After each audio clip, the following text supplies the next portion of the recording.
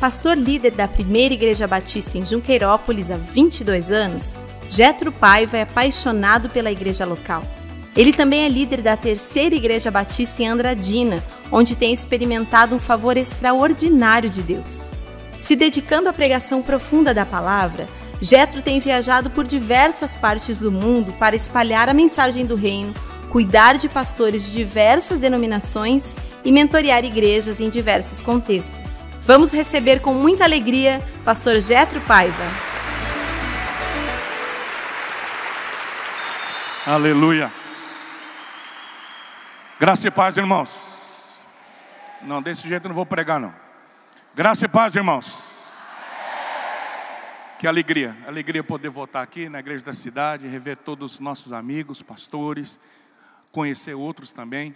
Desde ontem nós estamos aqui e vocês viram esses meninos aqui fazendo barulho. A gente chama de os meninos do bambu. O Fabiano estava dizendo assim, o bambu é legal porque muita gente que está anônimo, que ninguém conhece, Deus começa a revelar, começa a mostrar. O Helder e o Gabriel são irmãos, são pastores. O pai é pastor de uma das grandes igrejas do Mato Grosso do Sul, numa cidade chamada Ivinhema. Pensa no fim do mundo. Pantanal, terra de muito índio, né? E lugar muito simples. Mas eu conheço esses meninos há muito tempo. O pai dele é um dos meus melhores amigos. E talvez vocês não saibam, mas há quase 5 anos nós começamos lá em Junqueirópolis. O vídeo está um pouquinho atrasado. Agora, em janeiro, eu completei 24 anos pastoreando a mesma igreja. Saí do seminário, fui para lá, estou na primeira igreja até hoje. E há uns 5 anos atrás, mais ou menos, nós começamos a nos reunir no sítio onde eu moro para jejuar e orar 3 dias, segunda, terça e quarta, num bambuzal. E Deus começou a trazer pastores, amigos, e hoje nós reunimos em torno de 400, 500 pastores. No começo era todo mês, agora já não dá mais, que a gente não aguenta, né? Mas esse ano nós vamos fazer 3 vezes, próximo agora em março. E é muito legal porque a gente começa cedo, vai até a noitinha ou até a noite, não tem horário. Não é conferência, não é congresso, ninguém sabe quem ministra, não tem custo nenhum, não tem nada. A gente come junto, ministra junto, compartilha juntos. E tem sido assim, algo que Deus tem feito milagres, coisas sobrenaturais. O Carlito, o Fabiano, o Marcos, todo esse pessoal, o João já esteve lá com a gente. E esses meninos, eles passam 3 dias lá com a gente, tocando, jejuando, ministrando. O Jordan ministrou aqui na abertura da conferência. O Jordan vai lá, a Lud começou com a gente, lá no meio do mato, com violãozinho, no chão batido. A Lud nunca cobrou o hotel, a passagem, nunca pediu nada. Eles vão, ministram, ofertam o tempo, recebem e compartilham aquilo que Deus tem dado a eles. Diga glória a Deus.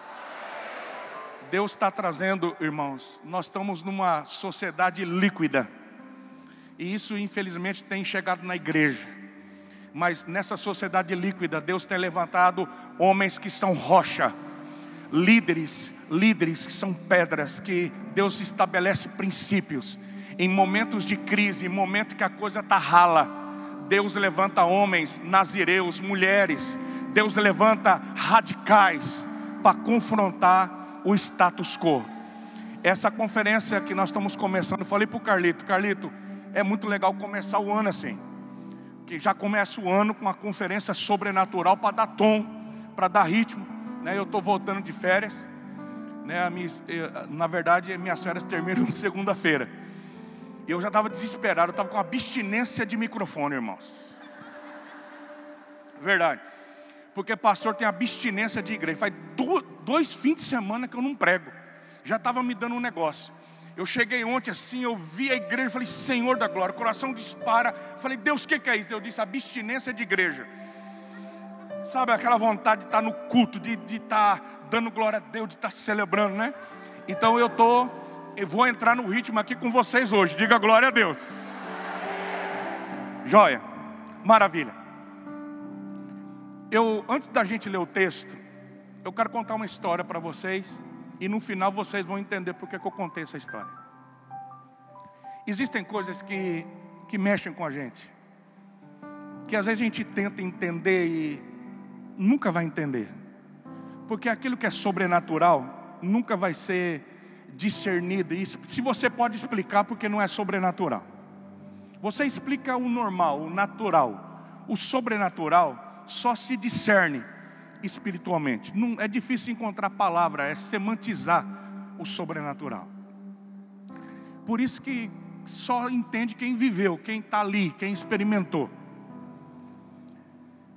Alguns dias atrás nós sepultamos um menino de 14 anos, chamado Iago. O Iago sofreu um acidente bobo. Ele estava jogando bola, brincando, ele tropeçou, bateu a cabeça e foi para o hospital e ele faleceu com 14 anos. Mas no sepultamento desse menino, algo que eu nunca tinha visto, algo sobrenatural, algo que não tem explicação, aconteceu. Como a igreja é muito grande, a gente não conhece detalhes das histórias. Mas esse menino chamou a atenção, porque uma morte de um menino de 14 anos mexe com a gente.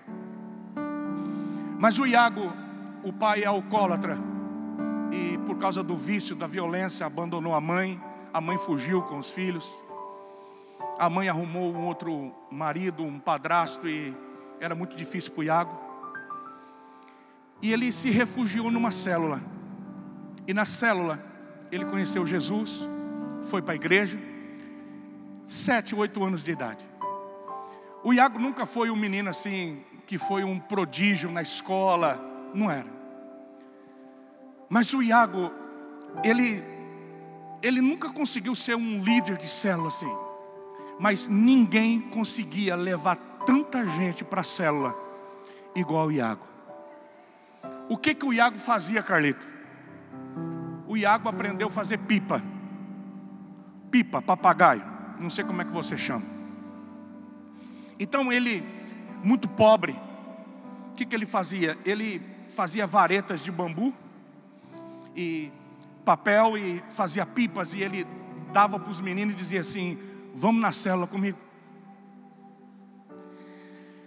Teve uma célula que a gente chama célula de colheita, que a gente trabalha e faz uma célula específica, faz um comes e bebes, e convida as pessoas para aquela célula que a gente chama célula de colheita, para ganhar pessoas para Jesus.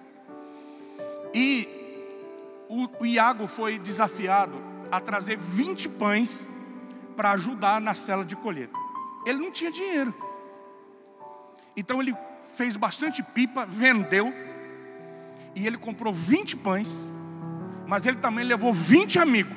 Ele pensou assim: eu vou levar 20 pão, mas vai ser um pão para cada um.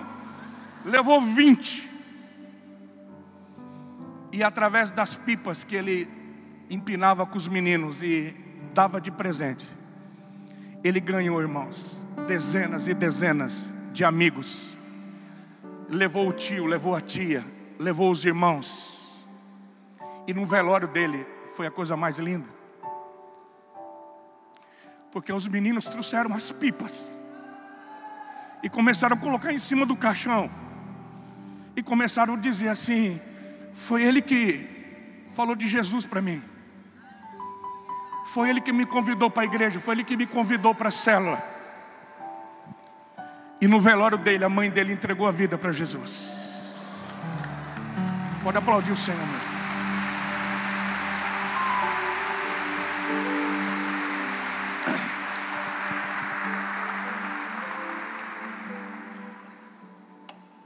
Agora vamos ler a Bíblia, para você não falar que eu não li.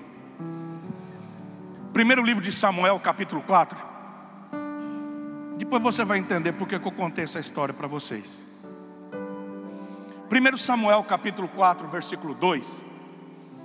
Vai começar a relatar a história de que o povo de Israel estava enfrentando o ataque dos filisteus. Todas as vezes que Israel virou as costas para Deus, Deus permitiu que o inimigo viesse e atacasse, e os filisteus vieram e se posicionaram. Nós estamos falando do tempo do sumo sacerdote Eli, e Samuel ainda não havia proeminência.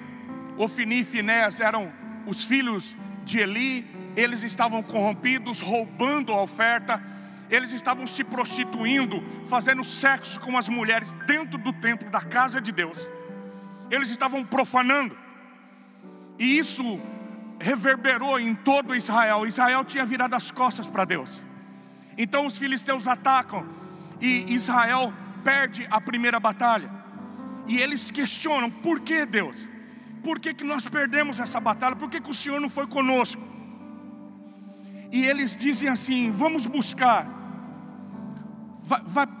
Não sei se está projetando aí, mas vamos ler o texto. 1 Samuel 4:2.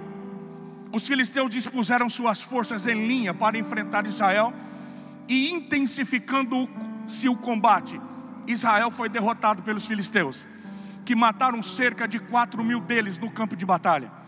Quando os soldados voltaram ao acampamento, as autoridades de Israel perguntaram: por que o Senhor deixou que os filisteus nos derrotassem? E acrescentaram: vamos a Siló buscar a arca da aliança do Senhor, para que Ele vá conosco e nos salve das mãos dos nossos inimigos. Então mandaram trazer de Siló a arca da aliança do Senhor dos exércitos, que tem o seu trono entre os querubins. E os 2 filhos de Eli, Ofni e Finéias, acompanharam a arca da aliança. Quando a arca da aliança do Senhor entrou no acampamento, todos os israelitas gritaram tão alto que o acampamento que o chão estremeceu. Os filisteus, ouvindo os gritos, perguntaram: o que significam todos esses gritos no acampamento dos hebreus? Quando souberam que a arca do Senhor viera para o acampamento, os filisteus ficaram com medo e disseram: deuses chegaram ao acampamento. Ai de nós, nunca nos aconteceu uma coisa dessas. Ai de nós, quem nos livrará das mãos desses deuses poderosos? São os deuses que feriram os egípcios com toda espécie de pragas no deserto. Sejam fortes, filisteus, sejam homens, ou vocês se tornarão escravos dos hebreus. Assim como eles foram escravos de vocês, sejam homens e lutem. Então os filisteus lutaram e Israel foi derrotado. Cada homem fugiu para a sua tenda. O massacre foi muito grande. Israel perdeu 30.000 homens de infantaria. A arca de Deus foi tomada, e os dois filhos de Eli, Ofni e Finéias, morreram. Diga misericórdia. Irmãos, esse texto é trágico, é terrível, mas é real. O problema deles, eu e você sabemos de quantos feitos poderosos, através da presença, da glória, da revelação, da instrução de Deus, através da arca, Israel viveu. Mas eles não entenderam que Deus, a glória de Deus, que a presença de Deus não cabia e não poderia ser suportada simplesmente por uma caixa de madeira de acácia revestida de ouro. A glória e a presença de Deus estava muito acima daquilo. A arca representava uma aliança, mas a essência da aliança era uma comunhão, era uma vida de fidelidade à aliança, ao Deus de Israel. E eles pensaram que simplesmente carregando um símbolo, eles carregariam a essência. E carregar um símbolo não significa que você carrega a essência.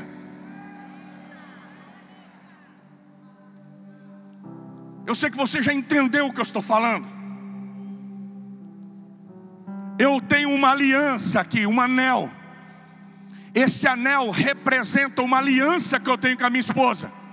Mas esse anel não é a aliança. Ele só representa a aliança. Muitas pessoas estão carregando um anel no dedo, mas não existe mais aliança. Muitos estão carregando uma caixa de madeira de ouro, pensando que carregam a presença, mas não sabem o que é a presença, não conhecem a presença, não tem intimidade com a presença. Eu gosto de cruz, irmãos. Pensa num cara que gosta de cruz. A nossa igreja, a fachada da nossa igreja tem 3 cruzes. Eu gosto de cruz. Respeito quem tem dificuldade, mas eu gosto. Agora, carregar a cruz é fácil. Difícil é viver a cruz. Tem muita gente carregando a cruz, mas nunca foi para a cruz. Não é assim? Jesus disse: aquele que quiser me seguir, negue-se a si mesmo e tome a sua cruz. Tem muita gente que pensa que a cruz é a sogra. Verdade, o cara fala: rapaz, eu tenho uma cruz que Deus colocou, a véia não morre. Muita irmã pede oração para a cruz, que é o marido. Pastor, a cruz não veio na igreja hoje, ficou em casa. Eu sei que isso não acontece lá. Para alguns, a cruz é a esposa. Ei, pastor, é a cruz que Deus deu para carregar. Tem que carregar. Olha aqui para mim, irmãos. A cruz não é nem a sogra, nem o cunhado que pede dinheiro emprestado. Não é a esposa, o marido. O que é tomar a cruz? Tomar a cruz não é carregar, é ir para a cruz todo dia. O apóstolo Paulo diz: não mais vivo eu, mas Cristo vive em mim. Eu já estou crucificado com Cristo, eu não vivo mais. O que é tomar a cruz todo dia? É ir para a cruz todo dia. Carregar uma cruz é fácil. Ir para a cruz todo dia e morrer é muito difícil, porque a gente não quer morrer, irmãos. E se a gente não morrer, a gente não vive. Você só pode ouvir Deus e estar na presença de Deus se primeiro você morrer. Por que o povo de Israel, quando ouviu no Sinai, eles viram a glória, o Sinai pegando fogo, a glória de Deus fumegando. A hora que eles viram, mas eles chegaram para Moisés e disseram: vai, fala com ele, ouve ele, e depois fala com a gente, porque senão a gente vai morrer. Moisés diz: não tenho medo. Ele veio aqui para provar vocês. Não, podem entrar, vamos subir, vamos entrar na nuvem, não tenho medo. Mas nós vamos morrer. E é verdade, você não ouve Deus se primeiro você não morrer.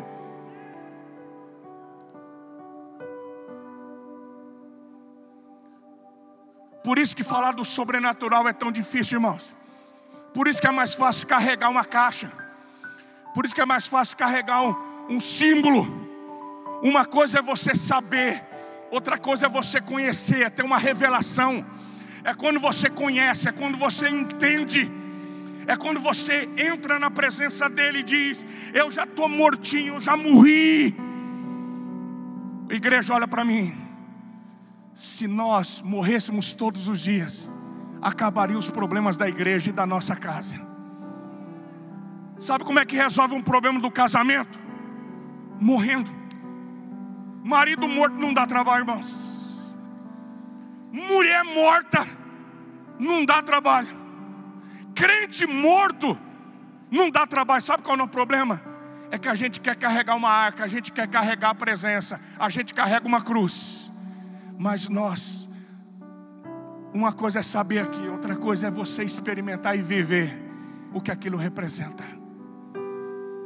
Diga para o irmão do seu lado: morre. Fala: morre. Difícil, não é?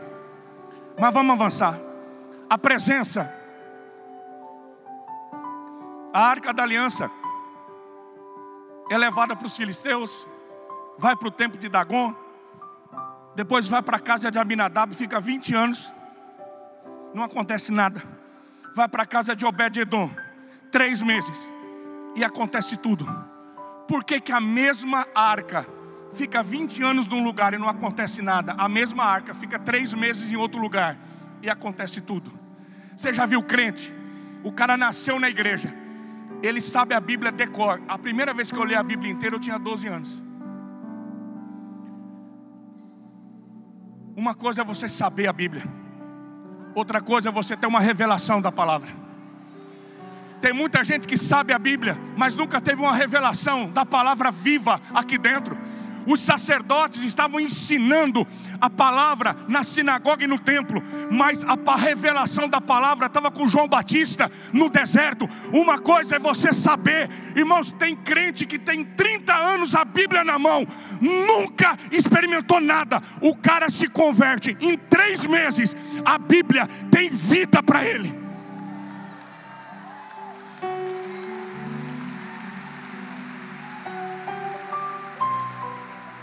É diferente.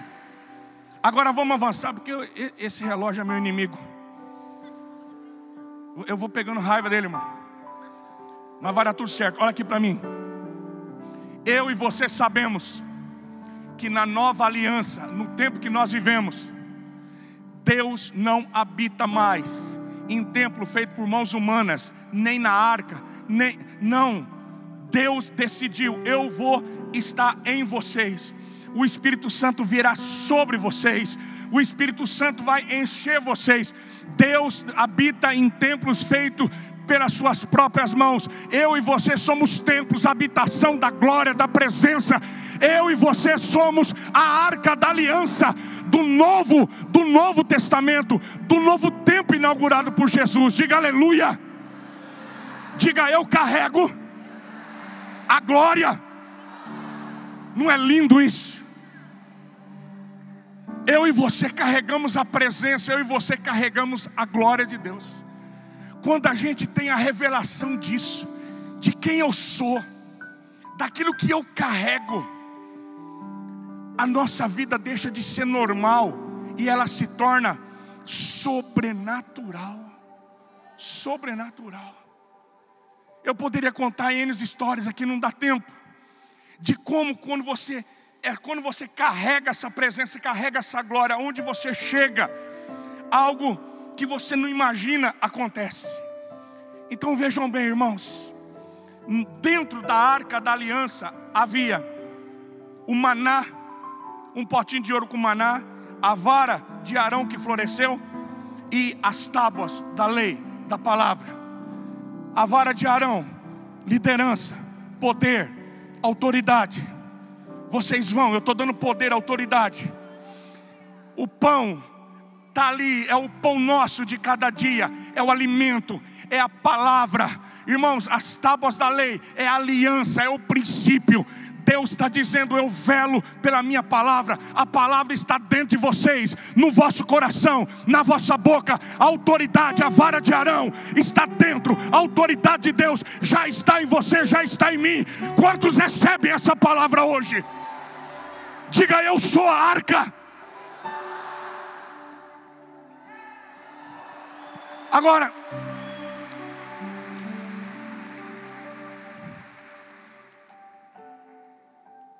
quando a gente discerne isso,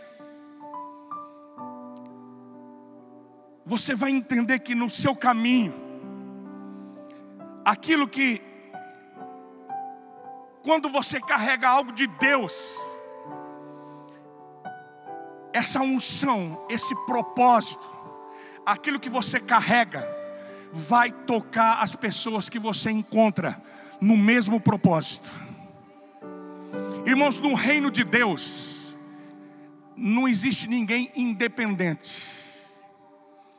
O que eu carrego precisa daquilo que você carrega.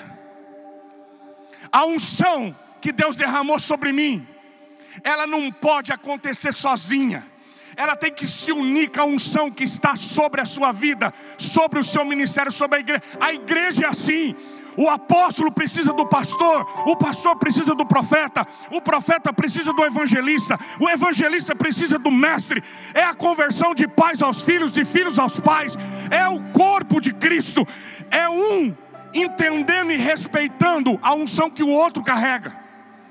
Agora, vamos ver na Bíblia, irmãos, o que acontece quando duas unções se encontram. Lucas capítulo 1, versículo 39. Lucas 1:39. Eu vou te colocar no texto. Daqui a pouco vai chegar o alto de Páscoa. O Lucas já está se preparando para fazer Jesus de novo. E todo bom batista aqui já fez teatro de Jesus.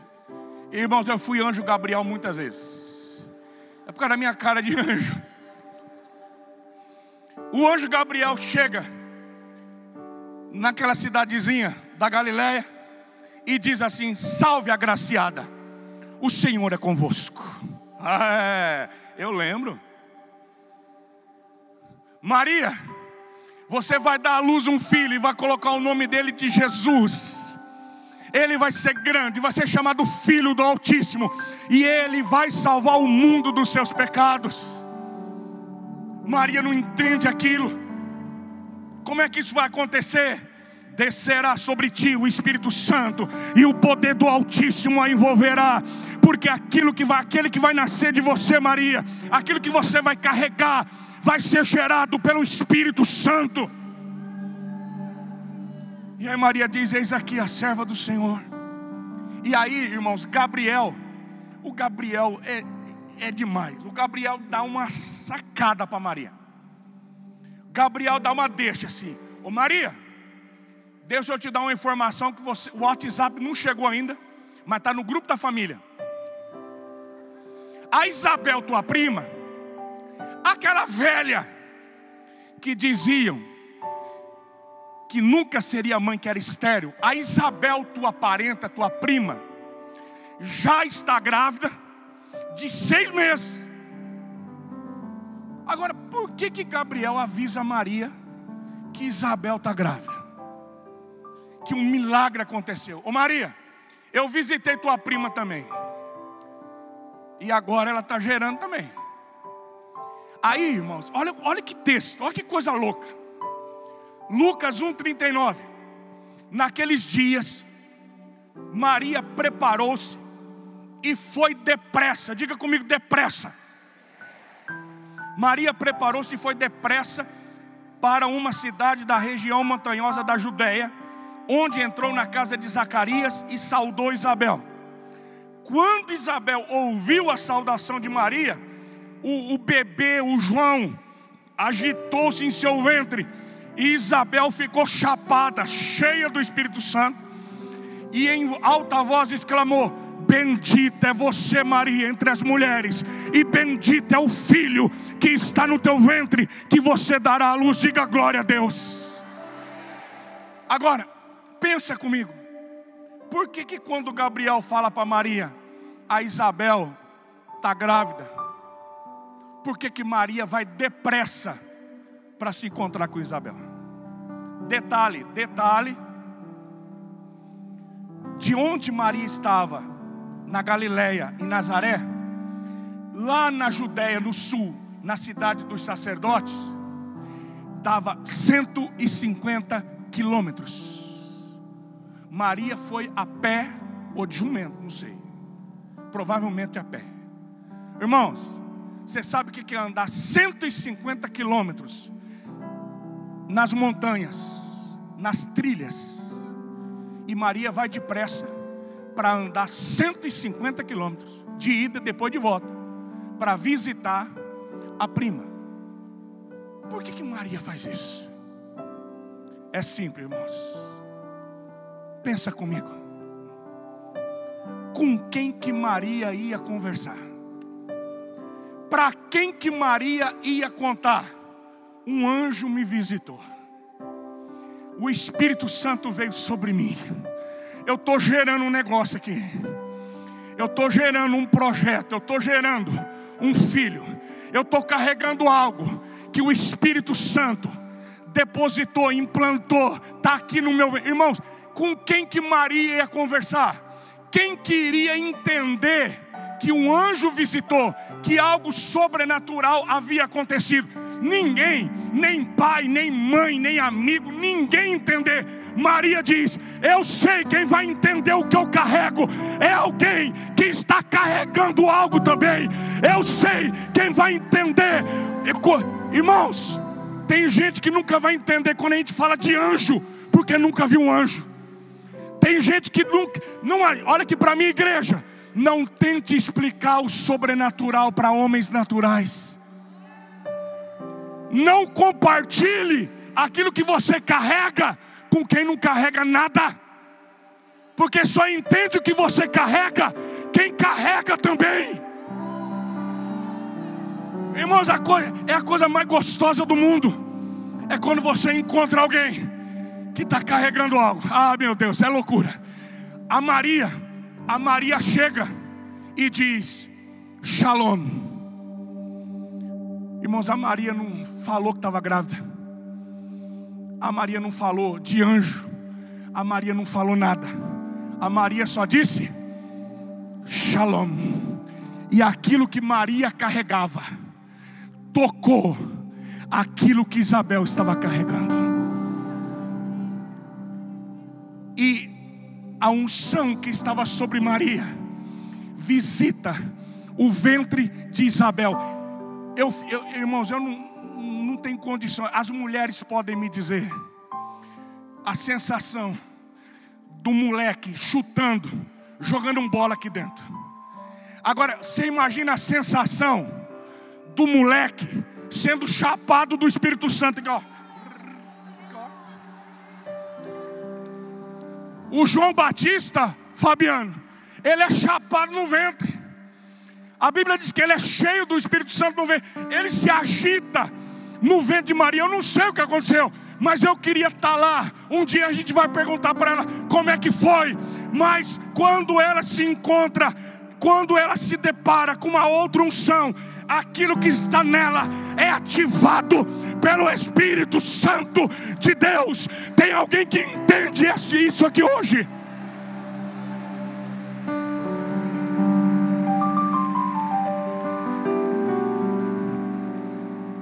Aquilo que você carrega precisa daquilo que eu carrego.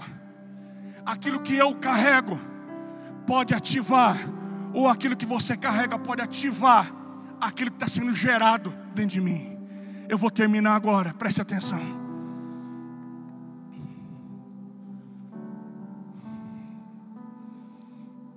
A Isabel, ela carregava algo, o João Batista, que iria preparar o caminho para aquilo que Maria carregava. A Isabel fala da geração dos preparadores de caminho. Fala da geração dos pais. Porque aquilo que os pais carregam prepara o caminho para aquilo que os filhos ainda estão gerando.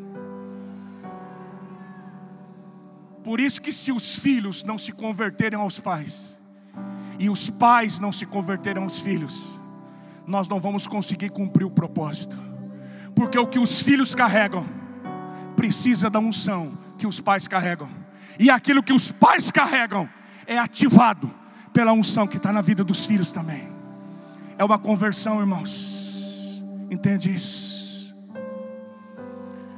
Por que Maria foi ao encontro de Isabel?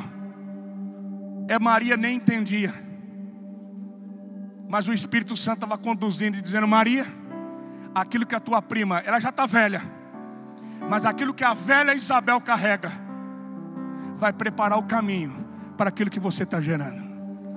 Jovem, olha aqui para mim, jovem. Durante muitos anos eu pensei que eu seria a última geração. Dia 7 agora eu vou completar 50 anos. Eu sei que não parece, mas vou. Quase que eu faço aniversário com vocês aqui. Dia 7 eu completo 50 anos. De verdade, igreja, eu pensava que eu era a última geração. Eu pensava, eu tenho que pregar dia, noite, correr, porque Jesus está voltando e é na minha geração. Eu não acreditava nessa geração que está vindo aí. Deus precisou converter meu coração. Eu não acreditava, irmãos. Eu olhava para essa meninada e dizia assim: não vai dar nada. É Nutella. Não aguenta porrete. Não aguenta. Não vai aguentar. Eu sou daquela geração que ia para a roça com o pai, que pegava o salário e entregava para a mãe. A gente aguenta o porrete. Eu olhava para minha filha de 15 anos e dizia assim: meu Deus, o que é que vai ser da igreja? Irmãos, eu pequei demais. Verdade, eu pequei mesmo. Eu olhava para essa turma do cabelo grande, da tatuagem, e dizia assim: volta logo, Jesus. Maranata, Maranata, volta. Porque senão não vai sobrar crente aqui. Mas Deus, irmãos, Deus sabe trabalhar a gente. Deus sabe moer a gente. Eu fui pregar numa convenção em Foz do Iguaçu, numa convenção de uma grande igreja, de uma grande denominação do Brasil. Era uma convenção nacional. Eu ia pregar os 3 dias. Eu estava muito ansioso, porque tinha aqueles pastorzão, os dinossauros, sabe, os jurássicos. Aqueles caras que 70, 80 anos, tudo escritor de livro e tal. E eu ainda, novo, e eu estava tenso que eu ia pregar os 3 dias. E eu cheguei mais cedo assim no auditório daquele hotel, mais de 1000 lugares. E eu pensei comigo assim: Deus, manda um pessoal do bambu assim, um pessoal que toca assim, para dar uma preparada. Porque, irmão, se o louvor é bom, é meio caminho. Você pode até pregar mais ou menos, cantou, dá certo. A gente conserta no final, né? Aí eu cheguei cedo orando a Deus, assim: Deus, me ajuda. Aí eu sentei assim, subi uns rapazes para passar o som, era a banda. E uma hora que subiu o primeiro, careca, tatuado na cabeça, umas correntonas assim. O outro subiu, aquelas calças, Gustavo Lima, só. Selada a vácuo. Eu não sei como é que os caras entram naquilo. O cara trouxe. Aí, irmão, baterista, um cabeludo, brincão de argola. Na hora eu ajoelhei e falei: Senhor, tem compaixão de mim. Falei: agora eu estou lascado, porque como que eu vou pregar depois desses trem? Mas eu paguei minha língua, irmãos. Na primeira música, irmãos, aquilo que aqueles meninos carregavam atravessou a minha alma, atravessou meu coração.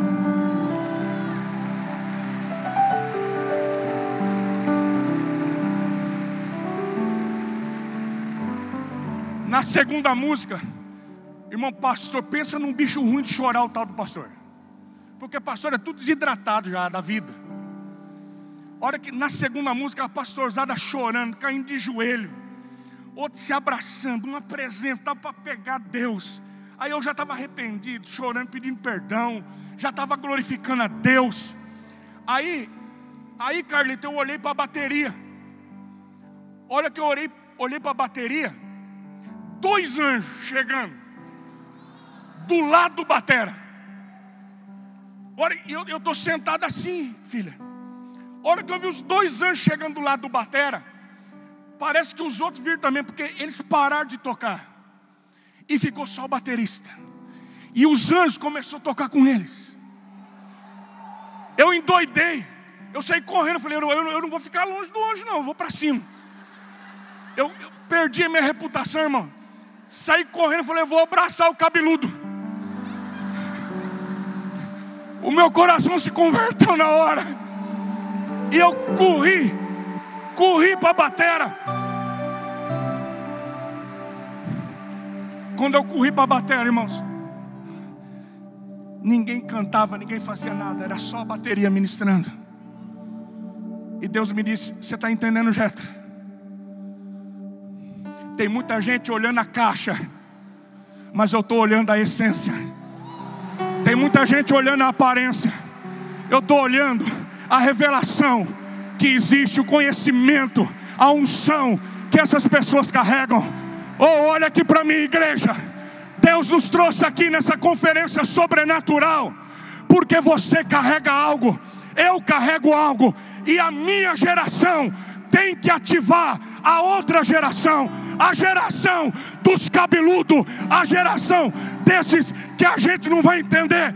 Os nossos filhos vão ativar aquilo que muitas vezes adormeceu dentro de nós.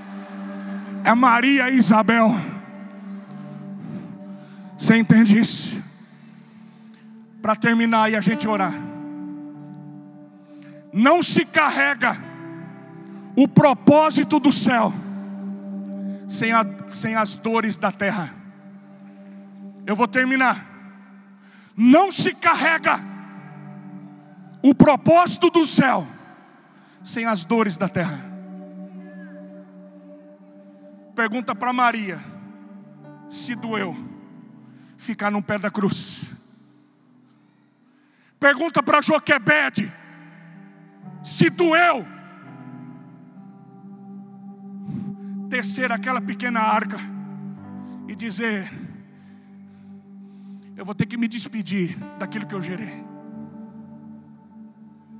Pergunte para o apóstolo Paulo qual foi o mapa do sucesso dele, porque eu não aguento mais ouvir o mapa do sucesso. 21 passos, 7 passos.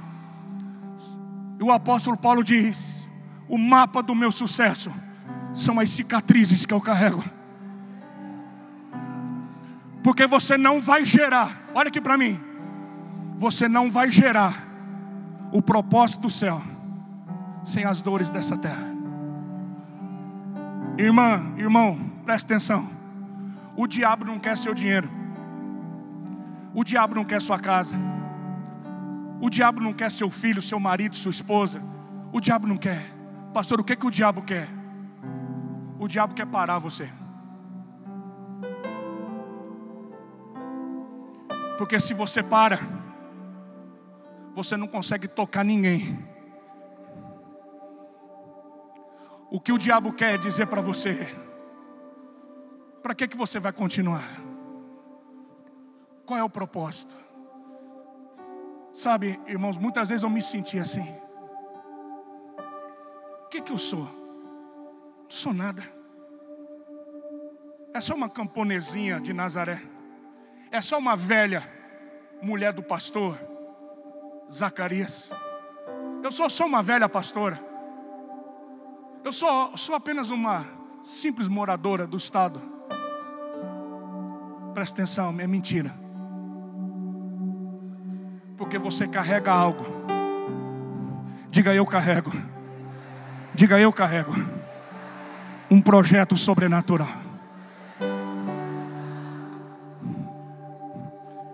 Você já imaginou, irmãos, se o Carlito tivesse parado, quantas pessoas foram tocadas por aquilo que a IC carrega?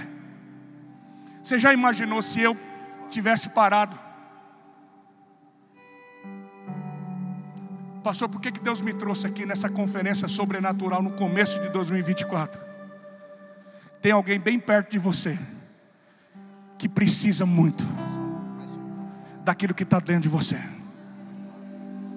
Um dia Deus disse para Samuel: Samuel, pega o chifre e enche de azeite, porque amanhã nesse mesmo horário, você vai encontrar um homem e você vai derramar o óleo e vai ungir ele rei sobre a minha herança. No outro dia ele encontra Saul. Saul está procurando jumenta. Saul nem sabe o que ele carrega, mas aquilo que Samuel está levando vai ativar aquilo que está dentro de Saul. Pedro e João. Pedro olha para aquele aleijado e diz: eu não tenho ouro, eu não tenho prata, não estou carregando nenhum cartão de crédito black, eu não estou carregando nem ouro nem prata, mas tem uma coisa: eu carrego algo. Aquilo que eu tenho, eu vou compartilhar com você. Diga: eu tenho. Diga: eu tenho.